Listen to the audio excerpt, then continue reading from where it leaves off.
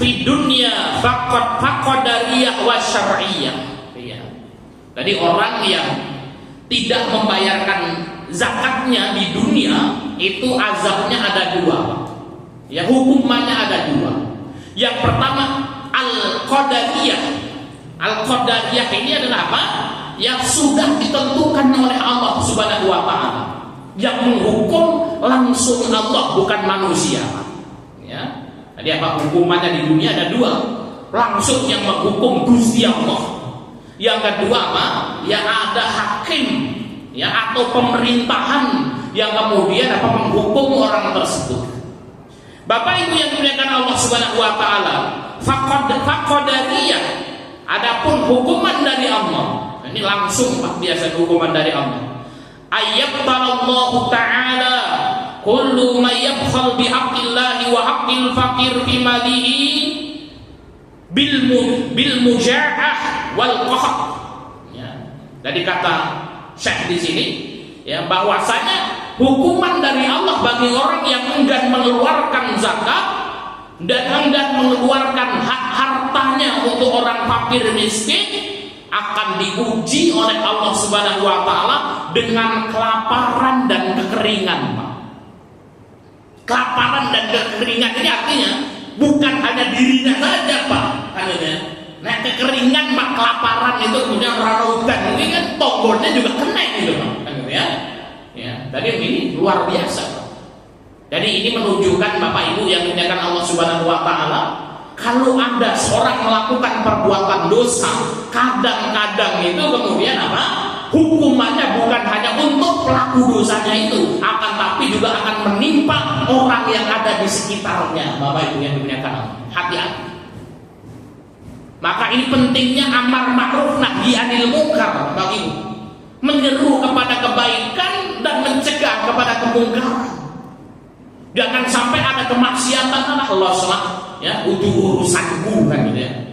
Ada orang berzina, bukan urusan saya. Ada orang minum minuman keras, bukan urusan saya. Itu kan urusanmu. Bener, Pak, bukan urusan kita. Kalau orang tersebut kena adab, kita semua kena, Pak.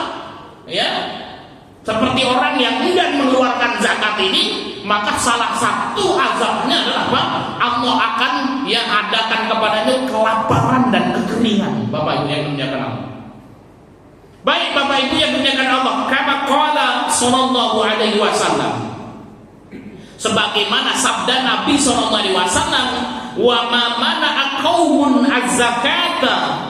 Tidaklah kata Nabi suatu kaum itu tidak mau membayarkan zakatnya illa ibtalahumullahu bisinin, kecuali Allah akan menghukum mereka itu dengan kemarau panjang. Bapak Ibu yang dimuliakan Allah, ini hadis yang diriwayatkan oleh Imam Tabrani dan Baihaqi.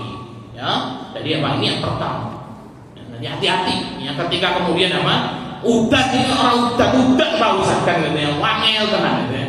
Kalau zaman dulu waktu itu wayai rendeng ya rendeng, wayai gadon ya gadon, Pak.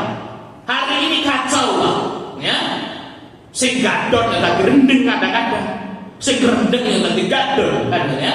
Mungkin kalau di wilayah Metro ini dekat dengan irigasi, Pak. Ya, daerah Pringsewu sana itu ya itu tanda hujan semua. Ya. Dipusing itu ya kalau ketika kemudian apa ya cuacanya itu sudah tidak seperti dulu lagi ya. Kenapa? Karena mungkin alam ya yang sudah mulai menua. Bapak Ibu yang dimuliakan Allah ya. Baik Bapak Ibu yang dimuliakan Allah Subhanahu wa taala, wa fi riwayat illa habasa anhul qatra. Dalam riwayat yang lain, kalau suatu penduduk itu tidak mau mengeluarkan zakatnya, Allah akan tahan hujan itu agar tidak turun ke bumi. Dalam riwayat lain disebutkan, kalaulah ya bukan karena ya hewan-hewan ternak, niscaya Allah Subhanahu wa taala tidak akan menurunkan hujan kepada mereka. Ya. Jadi kenapa kok orang hujan melas Gusti Allah melas karo wedhus karo cempe-cempe iki makan ya. Ya. Kasihan dengan apa? Bebek, pitik dan lain sebagainya, Allah turunkan hujan untuk mereka, bukan untuk orangnya, Pak. Baik Bapak Ibu yang dimuliakan Allah Subhanahu wa taala, ini adalah hukuman langsung dari Allah Subhanahu wa taala ketika suatu kaum enggan mengeluarkan zakat, maka kemudian Allah akan datangkan kemarau panjang, hujannya tidak akan Allah turunkan di bumi. Wa syar'iyah, adapun azab atau hukuman secara syar'i. Nah, ini yang dilakukan oleh hakim, oleh pemerintahan ini Pak ya. Annahu idza kana mani'u zakah fi qabdil hakim. Ya, kalau orang nggak mau mengeluarkan zakat itu Pak, itu kalau dalam pemerintahan syariat itu dicekel Pak, penjara Pak.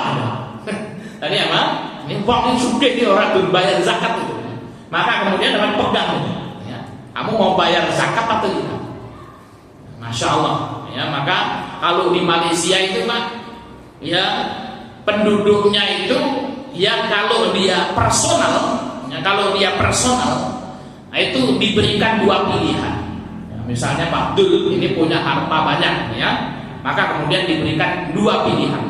Yang pertama dia bayar pajak kepada pemerintah, atau yang kedua dia bayar zakat. Kalau sudah bayar zakat, pajaknya nggak diambil. Itu di Malaysia Pak ya.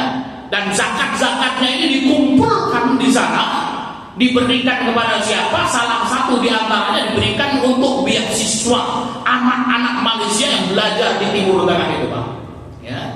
Maka setiap bulan kawan-kawan kita dari Malaysia sana itu Pak, itu setor nilai Pak kan gitu ya.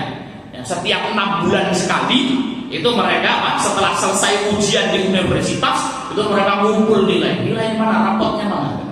Ya kenapa kok dikumpulkan? Untuk ngambil ya uang zakat yang diberikan oleh pemerintah gitu ya, untuk para pelajar muslim yang belajar di Timur Tengah itu.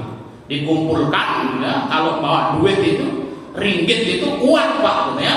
Ya habis dari bank duit dikumpul ini kan gitu ya. Ini dari mana? Ini duit zakat kaum muslimin yang langsung dikoordinir oleh pemerintah, yang berikan kepada anak-anak yang melanjutkan sekolah ke luar negeri.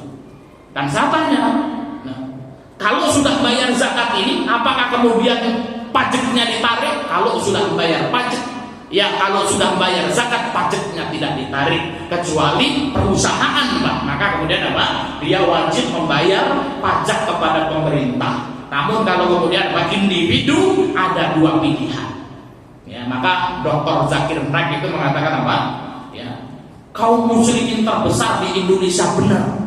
Namun penerapan syariat terbesar ada di Malaysia, Bapak Ibu yang dimuliakan. Ya, maka kalau kita lihat di sana, ya iktisad al-islaminya, ekonomi Islamnya begitu luar biasa. Baik Bapak Ibu yang dimuliakan Allah Subhanahu wa taala, annahu idza kana mani'u zakah fi qabdil hakim. Kalau orang ini enggan membayar zakat, dipanggil ini oleh pemerintah ini. Fa innahu tukhad minhu zakah qahran ya. Sehingga pemerintah panggil itu, kenapa kamu tidak membayar zakat Mas Hashim gitu ya?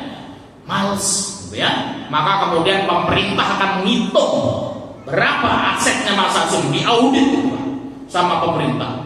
Oh sekian, habis itu diambil zakatnya secara paksa ya.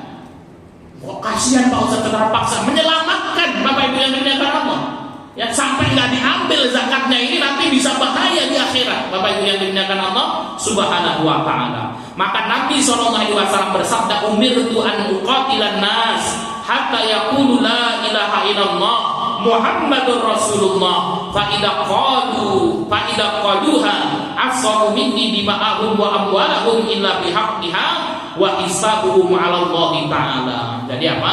Rasul diperintahkan untuk memerangi manusia agar mengucapkan dua kalimat syahadat dan membayar zakat. Ini artinya apa? Diseru mereka untuk membayarkan zakatnya. Wa dhahabal jumhur ila anna mani az-zakah idza ukhidat minhu qahran la yukhad ma'aha syai'un min malihi mustadilina bi hadis laisa fil mali haqqun siwa zakat. Namun kemudian apa? Pemerintah Islam ketika dia mengambil zakatnya tidak boleh mengambil yang lain Pak ya. Jadi zakatnya tok sing dijugo orang kabeh dijugokan ya. Ki orang belum bayar zakat kabeh dijugo pemerintah bukan. Yang diambil adalah zakatnya saja. ya, ditungke, ya.